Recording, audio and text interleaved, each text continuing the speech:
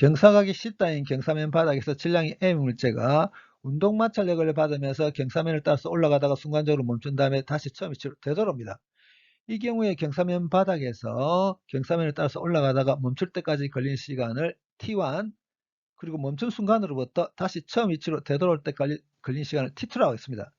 두 시간 사이에 이런 관계가 있다면 물체와 경사면 사이 운동 마찰 개수를 C로 표기하게 해보도록 하겠습니다. 먼저 올라가는 과정부터 보겠습니다. 올라가는 과정에 한해서는 경사면을 따라서 올라가는 방향을 플러스 X방향, 경사면에 대해서 수직하게 올라가는 방향을 플러스 Y방향으로 선택하겠습니다. 그리고 경사면 바닥에서 출발할 때 속력이 V0, 경사면을 따라서 올라가다가 멈출 때까지 움직인 거리를 L이라고 하겠습니다. 올라가는 과정 중에 한 순간을 선택을 해서 물체에 작용한 힘부터 그려보면 물체가 질량을 갖고 있으니까 중력받게 되겠죠. 운동 마찰력을 받으면서 움직인다고 했습니다. 경사면과 접해 있으니까 수직 강력을 받게 될 겁니다. X, Y축을 각각 이렇게 선택했습니다. 그러면 수직 강력은 Y승분밖에 없죠. 운동 마찰력은 X승분밖에 없습니다. 이 중력이 XY 평면상에 놓이게 됩니다.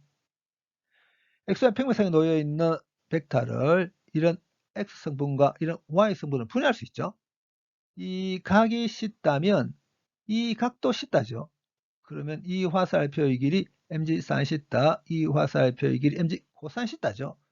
중력을 이렇게 XY 성분과 XY 성분을 분해한 다음에 올라가는 과정에 대해서 물체에 작용한 힘의 X 성분을 방향까지 생각해서 다 모으겠습니다. 두 개 있습니다. 먼저 이 녀석은 거기가 mg sin θ면서 마이너스 X 방향으로 향하고 있는 힘이죠. 그리고 이 녀석은 거기가 FK이면서 마이너스 X 방향으로 향하고 있는 운동 마찰력입니다. 올라가는 과정에 대해서 물체에 작용한 힘은 X를 방향까지 생각해서 다 모았습니다. 그럼 이 녀석은 올라가는 과정에 대한 X방향의 가속도의 질량 M 곱함과 같아야 되는데 올라가는 과정에 대해서는 X방향의 가속도를 A1으로 표기하겠습니다. 이제 물체에 작용한 힘은 Y성분을 방향까지 생각해서 다 모으겠습니다. 이 녀석은 거기가 N이면서 플러스 Y방향으로 향하고 있는 수직항력이죠.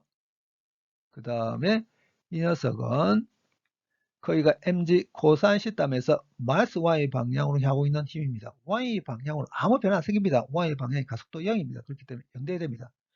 여기서 이 녀석을 우변으로 옮겨버리게 되면 수직항력의 크기 mg 코사인 θ가 됩니다. 운동마찰력의 크기는 수직항력의 운동마찰 개수를 곱하면 되죠. 근데 수직항력의 크기가 mg 코사인 θ라고 했습니다. 그렇기 때문에 운동마찰력의 크기 6k mg 코사인 θ입니다. 여기 있는 운동마찰력의 크기에 6K mg 코사인 θ 대입하겠습니다. 그런 다음에 공통으로 포함된 거 묶어내면 이렇게 되거든요. 여기서 질량 없애버리겠습니다.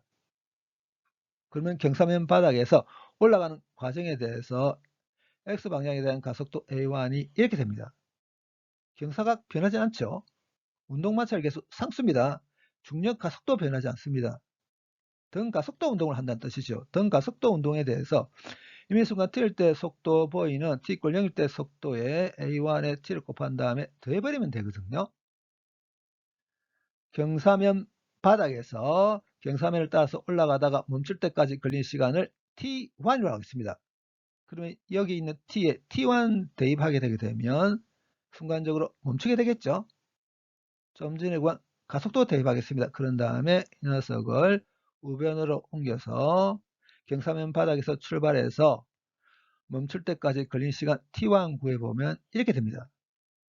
등가 속도 운동을 할 경우 시간이 0초에서 t로 변하는 동안 위치 변화량 델타 x는 v0에 t를 곱한 다음에 2분의 1 ayt 제곱한 두 항 더해버리면 되죠.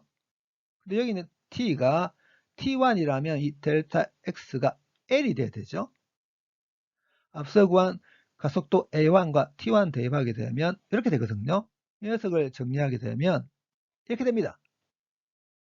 이제 내려가는 과정 보도록 하겠습니다. 내려가는 과정에 한해서는 경사면을 따라서 내려가는 방향을 플러스 X방향, 경사면에 대해서 수직하게 올라가는 방향을 플러스 Y방향으로 선택하겠습니다. 그리고 길이 L이 어떻게 되는지 이미 알고 있습니다. 내려가는 과정 중에 한순간 선택하겠습니다. 물체에 작용한 힘을 그려보면 여전히 중력이 이렇게 작용하죠. 수직항력 여전히 이렇게 작용합니다. 내려가는 과정에 대해서는 운동마찰력이 이렇게 작용합니다. 수직항력 Y 성분밖에 없죠. 운동 마찰력 X 성분밖에 없습니다. XY 평면상에 놓여있는 이 중력을 이런 X 성분과 Y 성분으로 분해할 수 있습니다. 이제 내려가는 과정에 대해서 물체의 작용 힘은 X 성분 반까지 생겨서 다 모으겠습니다. 두 개 있습니다. 먼저 이 녀석은 크기가 mg 40다면서 플러스 X 방향으로 하고 있는 힘이죠. 이 녀석은 크기가 fk이면서 마이너스 X 방향으로 하고 있는 운동 마찰력입니다.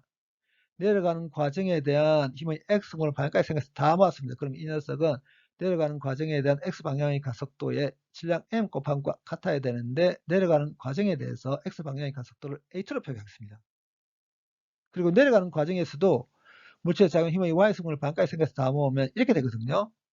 내려가는 과정에 대해서도 마찬가지로 수직 강력의 크기가 mg 코산시다입니다. 그러면 운동 마찰력의 크기도 앞서 한 것과 같이 뮤K mg 코산시다겠죠. 여기 운동 마찰력의 크기에 뮤K mg 코산시다를 대입해서 공통으로 포함된 거 묶어내면 이렇게 되거든요. 질량 m 없애버리겠습니다. 내려가는 과정에 대한 가속도 a2가 이렇게 됩니다.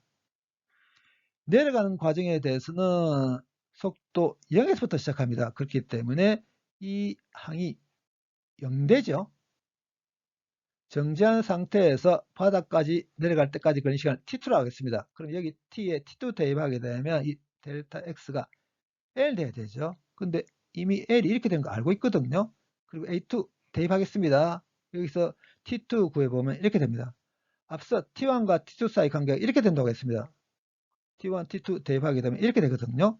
양변 제곱합니다. 제곱해서 공통으로 포함된 거 다 없애버리겠습니다. 그러면 이렇게 됩니다. 또 정리하면 이렇게 됩니다. 앞서 최종적으로 정리한 식이 이렇게 된다고 했었죠. 여기서 이 녀석을 이쪽으로 곱해서 시트를 구해보면 이렇게 되거든요. 분모와 분자를 코산 시타로 나누겠습니다. 그럼 이렇게 되게 되겠죠.